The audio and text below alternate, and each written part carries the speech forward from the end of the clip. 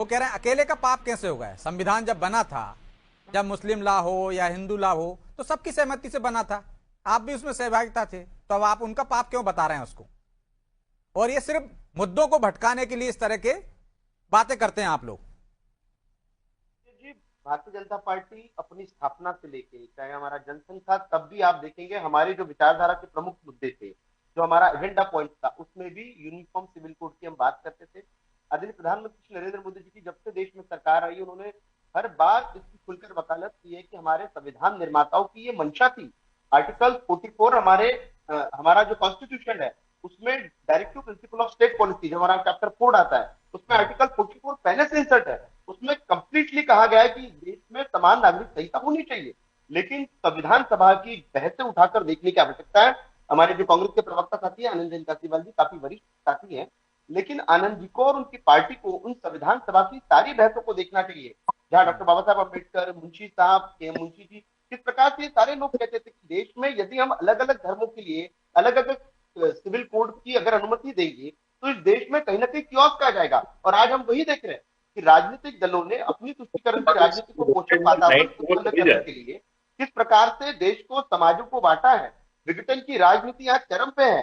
कहीं ना कहीं धार्मिक दंगे उत्पन्न हुए। अभी हमारे मित्र आनंद जी कह रहे थे कि देश को विभिन्न धर्मों को अपने अपने कानून के साथ क्रियान्वयन करना चाहिए, तो देश में फिर जो मुस्लिम कहेंगे कि शरिया का लागू होना चाहिए। तो ऐसे देश नहीं चलेगा।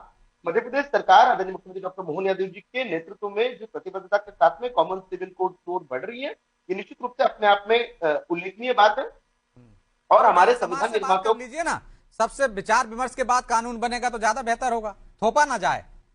नहीं, देखिए संविधान तो संविधान भी कभी किसी के ऊपर थोपा नहीं गया था। संविधान में आर्टिकल 44, मैंने विजय जी यही तो शुरुआत की थी।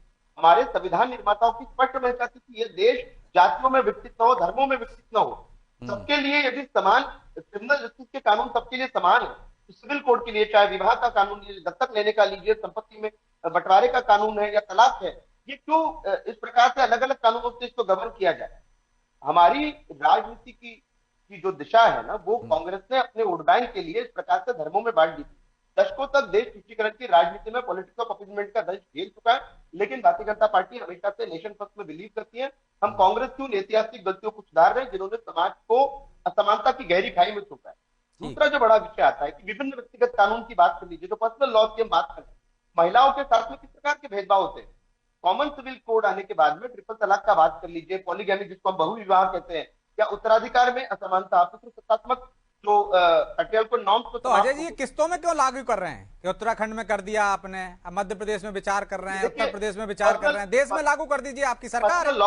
देखिए, पर्सनल लॉस को गवर्न करने के लिए संविधान की सम्मत व्यवस्था है। हमें फेडरल स्टेट में है, प्रत्येक राज्य को ये उसका अधिकार है। फेडरल स्टेट की पॉलिसी के अनुसार प्रत्येक राज्य का ये विवेक ही वो अपने राज्य में इसको लागू करना नहीं चाहता है।